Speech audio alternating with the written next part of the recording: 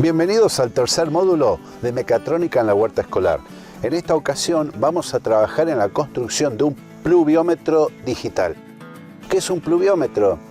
Básicamente es un vaso graduado que mide la cantidad de lluvia caída. Pero nosotros, como estamos utilizando Arduino, vamos a utilizar la electrónica para cuantificar, es decir, tener una salida de cuánta agua ha caído. Para eso vamos a hacer un interesante nexo con algunas cuestiones que están vinculadas con la geometría, la matemática y por supuesto la programación y la electrónica. Nos vemos. Lo primero que vamos a hacer es conocer los elementos con los cuales vamos a trabajar en nuestro proyecto. El principal es obviamente nuestra placa de Arduino Nano. Vamos a utilizar esta en lugar de la 1 o de la Mega. La Mega es muy grande, la 1 también es grande pero físicamente.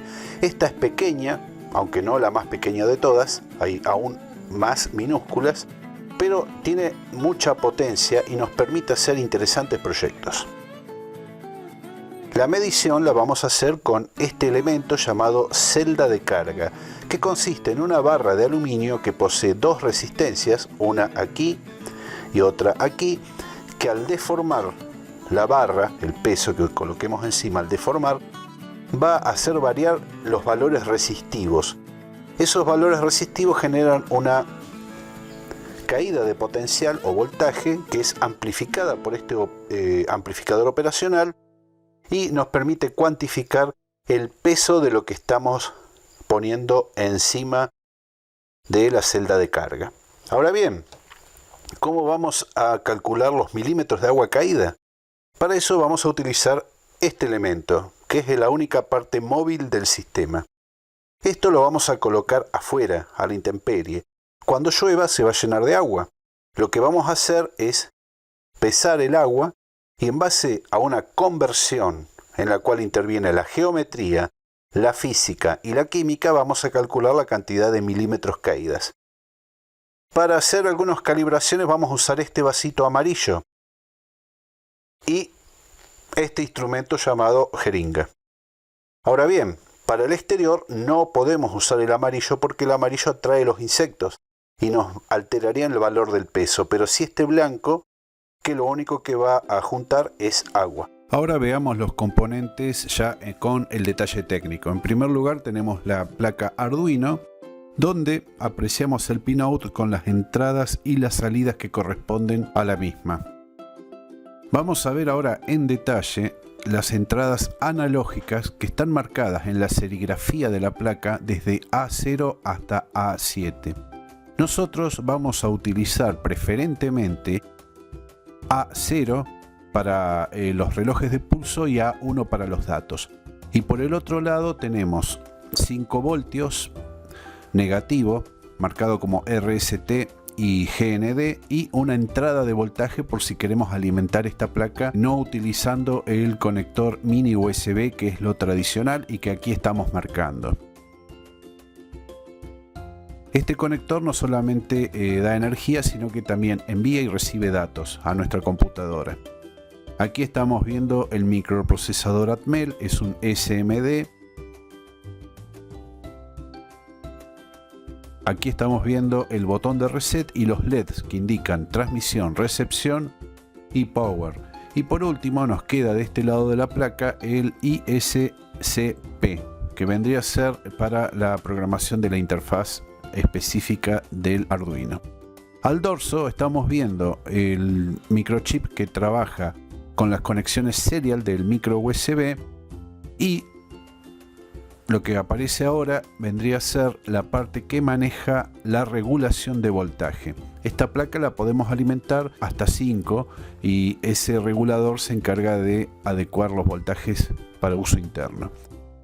Aquí vemos el HK711 que tiene varias entradas que están marcadas con letras mayúsculas y el signo negativo y positivo. Ahí es donde va conectada la celda de carga según el código de colores de los cables. Y la salida, que corresponde al positivo o negativo, el pulso de reloj y por supuesto los datos. Hay que ver en el esquema cómo es, en este caso, la conexión de los cables de colores de la celda de carga. Aquí tenemos el esquema principal, hacemos un acercamiento al HX y también a la celda de carga, y vamos a ver que el color rojo corresponde al E positivo, el negro al E negativo, el verde corresponde al A negativo y el blanco al A positivo. Esos son los lugares donde debemos soldar los cables de la celda de carga, y la salida, como vemos aquí, está alimentada por 5 voltios positivos negativos, a 0 para los pulsos de reloj y a 1 para los datos. Nuevamente, en la visión general vemos que el esquema es muy sencillo, no requiere demasiado tiempo de conexión, pero sí vamos a necesitar un tiempo extra para la calibración del instrumento. Tanto en el código como en el manejo vamos a usar cantidades graduadas para determinar el margen de error, calcular la fórmula para los volúmenes. Todo esto lo pueden hallar en la bibliografía que pueden descargar, donde se explica ampliamente.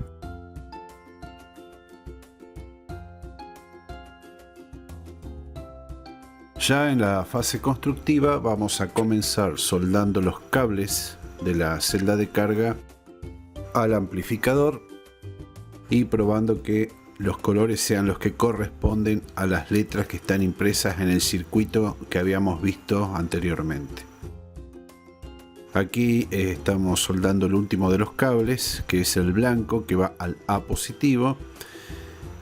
Revisamos las conexiones, tienen que ser firmes, limpias.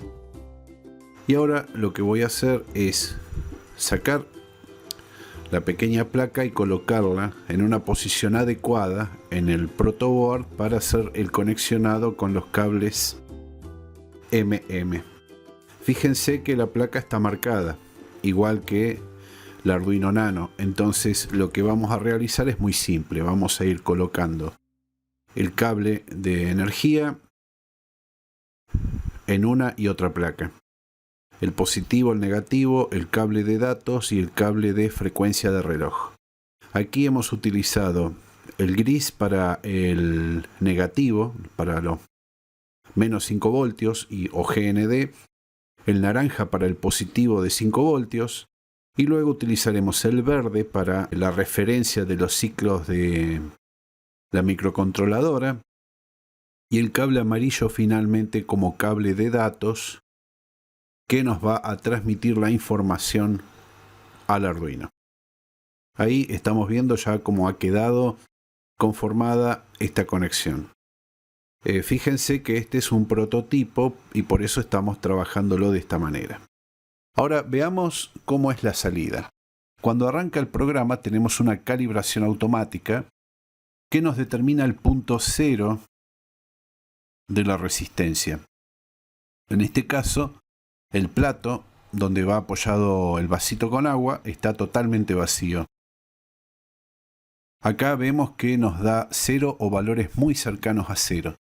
Tengan en cuenta que esta celda de carga es para medir 5 kilos, es decir, que a pesar de que no es altamente sensible, como podría ser una resistencia, una galga mucho menor, igual aún así tenemos un buen ajuste.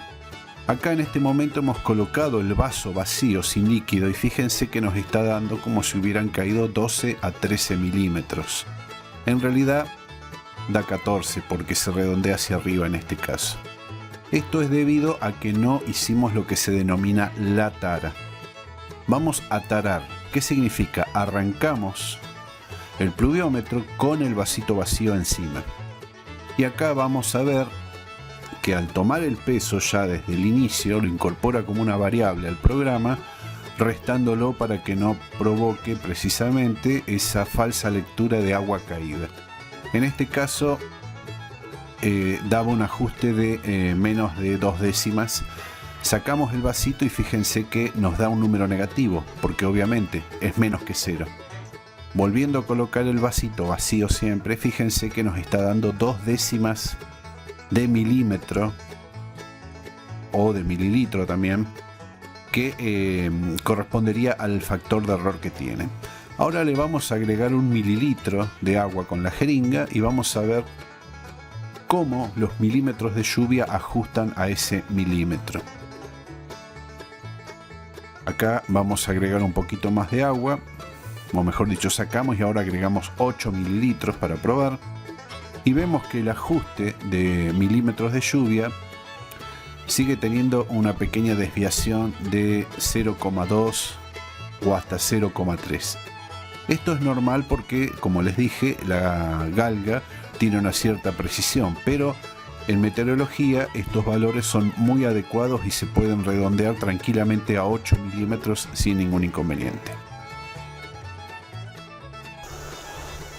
Y bueno, ya hemos concluido la construcción de nuestro pluviómetro. Ahora solo queda realizar los pasos procedimentales para que ustedes lo construyan y lo pongan en funcionamiento. Y recuerden, la única parte móvil del pluviómetro es el vasito. Lo demás está dentro a salvo de la lluvia. Nos vemos en el próximo módulo.